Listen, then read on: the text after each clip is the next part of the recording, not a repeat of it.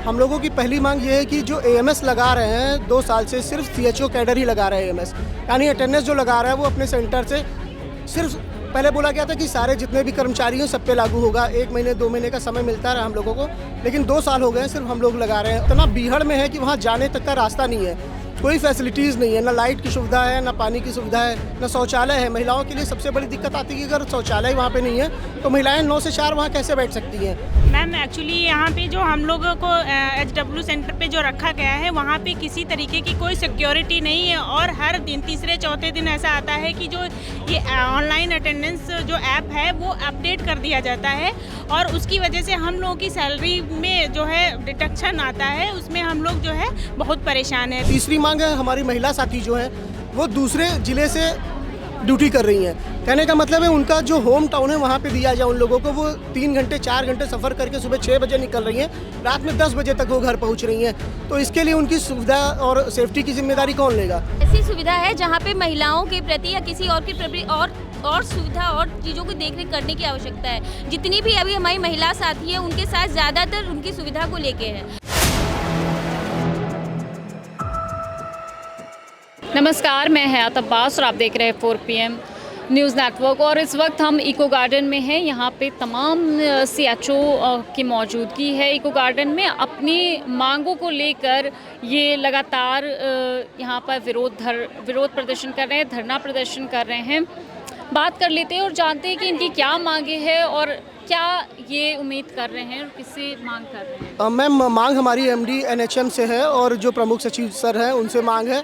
हम लोगों की पहली मांग ये है कि जो एएमएस लगा रहे हैं 2 साल से सिर्फ सीएचओ कैडर ही लगा रहे हैं एएमएस, यानी अटेंडेंस जो लगा रहा है वो अपने सेंटर से सिर्फ पहले बोला गया था कि सारे जितने भी कर्मचारी हैं सब पे लागू होगा, 1 महीने 2 महीने का समय मिलता रहा हम लोगों को, लेकिन 2 साल हो गए हैं सिर्फ हम लोग लगा रहे हैं। और हमारा जो सेंटर है वो गाँव में महिलाओं का सेंटर या हमारा इतना बीहड़ में है कि वहाँ जाने तक का रास्ता नहीं है, कोई फैसिलिटीज़ नहीं है, ना लाइट की सुविधा है, ना पानी की सुविधा है, ना शौचालय है। महिलाओं के लिए सबसे बड़ी दिक्कत आती है कि अगर शौचालय वहाँ पे नहीं है तो महिलाएं 9 से 4 वहाँ कैसे बैठ सकती हैं।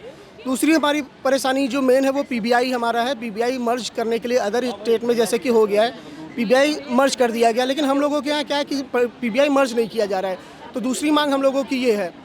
तीसरी मांग है, हमारी महिला साथी जो हैं वो दूसरे ज़िले से ड्यूटी कर रही हैं। कहने का मतलब है उनका जो होम टाउन है वहाँ पे दिया जाए उन लोगों को। वो 3 घंटे 4 घंटे सफ़र करके सुबह 6 बजे निकल रही हैं, रात में 10 बजे तक वो घर पहुँच रही हैं। तो इसके लिए उनकी सुविधा और सेफ्टी की जिम्मेदारी कौन लेगा? वो 9 से 4 जहाँ बैठ रही हैं, कोई उनके साथ में बैठने वाला वहाँ पे, कहने का मतलब अदर स्टाफ नहीं है।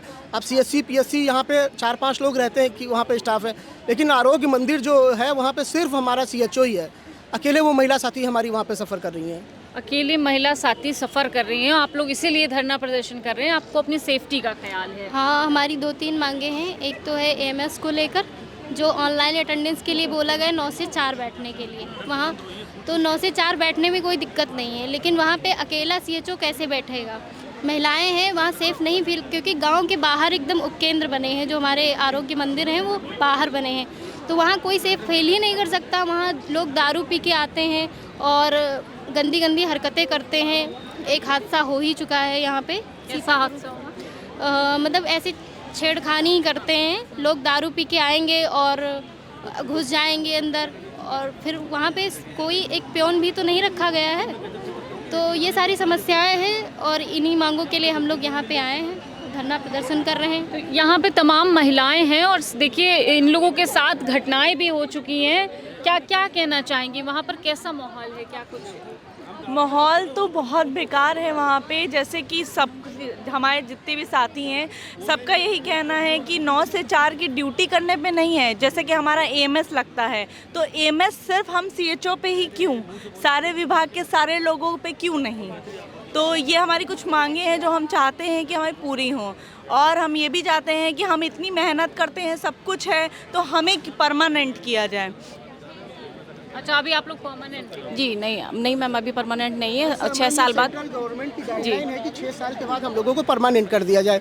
हम लोगों को 6 साल पूरे हो गए, लेकिन अभी तक उस मुद्दे पे कोई भी सुनने के लिए तैयार नहीं है। सेंट्रल गवर्नमेंट ने तो ये गाइडलाइंस दी है। बिल्कुल सेंट्रल गवर्नमेंट की आयुष्मान आरोग्य मंदिर, आगे आके बात करें जो भी। हाँ, इधर आइए। हाँ आगे। ये गाइडलाइन में भी है और अदर स्टेट्स में, काफ़ी स्टेट्स में ये चीज़ इम्प्लॉयड भी हो चुकी है। तो अब कौन इसे रोक रहा है?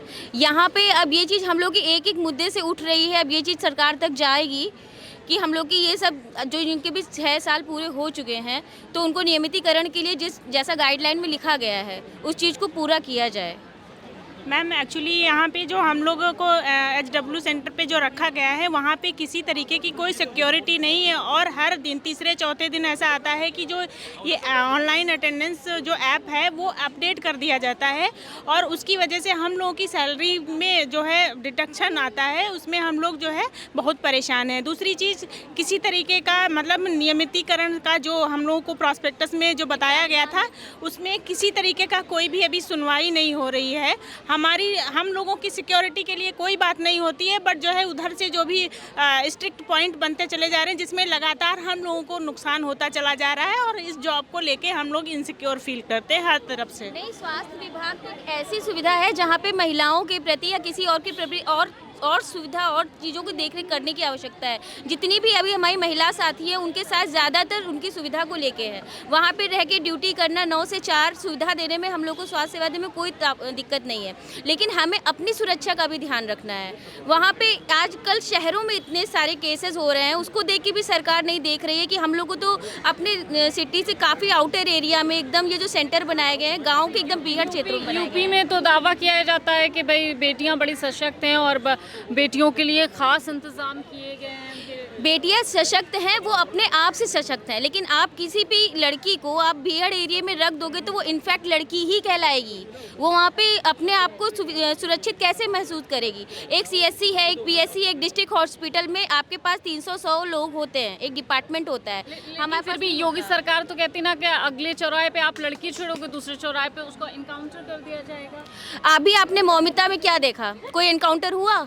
जबकि वो आरोपी खुलेआम सबसे पहली बात तो है हमारे यहाँ जो विक्टिम होता है उसकी शक्ल दिखाई जाती है और जिसने किया होता है उसकी शक्ल दिखाई जाती है, जिसने किया होता है उसके ऊपर पट्टी लगा देते हैं। क्यों? और ये तो एक बात की बात है, लेकिन हम इस समय मुद्दा उठा रहे हैं अपनी सेफ्टी का, अपने पॉइंट्स का। पुराने CHO है, सबसे फर्स्ट पोस्टिंग हमारी और श्रावस्ती वालों की हुई थी। मछरेटा के और मिस्री के सबसे पुराने CHO हैं और अभी तक हम लोग को किसी तरीके की कोई ऐसी सुविधा नहीं मिली है जो कि हम कहीं से किसी तरीके से सुरक्षित महसूस करें। यहाँ जितनी महिलाएं हैं सबका यही प्रॉब्लम है कि वो सुरक्षित महसूस। हाँ, सुरक्षा का तो कोई भी मतलब है ही नहीं है। या HWC पे जो हमारे आरोग्य मंदिर है वहाँ पर तो कोई भी सुरक्षा का साधन ही नहीं है। हम अकेले एक एम्प्लॉय हैं, वहाँ पर वर्क करते हैं। कोई भी मतलब गांव का कोई भी मतलब ऐसा माहौल है कि वहाँ पर बिना कपड़ों के भी लोग आते हैं। हम लोगों को उनको टोकना पड़ता है कि भैया आप पहले शर्ट पहन के आओ, पैंट पहन के आओ। जैसे वो घर पे हैं वैसे उठ करके आ गए, मैडम दवा दे दो। कोई कुछ कहता है, कोई कुछ तो दारू पी करके भी आ जाते हैं सेंटर के अंदर, तो उनको बाहर ही रोकना पड़ता है। हम लोग सर्विस देते हैं लेकिन बाहर रोक कर ही देते हैं अपनी सेफ्टी से।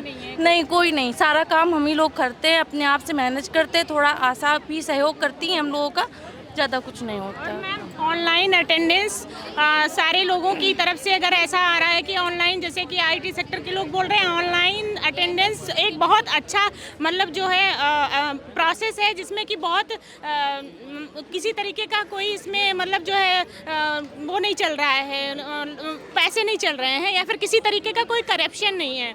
लेकिन अगर इतना अच्छा सब कुछ है तो सिर्फ हमारे ही कैडर CHO के लिए क्यों है? ये सबके लिए यही चीज़ होनी देखिए, चाहिए। तमाम CHO यहाँ पर मौजूद हैं। इनका तो सैलरी का भी एक इशू है, बड़ा मुद्दा है और सबसे बड़ा मुद्दा जो सेफ्टी का है, महिलाओं की सेफ्टी, जिस पे लगातार भारतीय जनता पार्टी ये दावा करती है कि महिलाएं सेफ हैं, लेकिन कितनी इनसिक्योर है, कितनी अनसेफ हैं, ये इनके आपने ज़ुबानी सुनी है और कैसा ये फील कर रही हैं।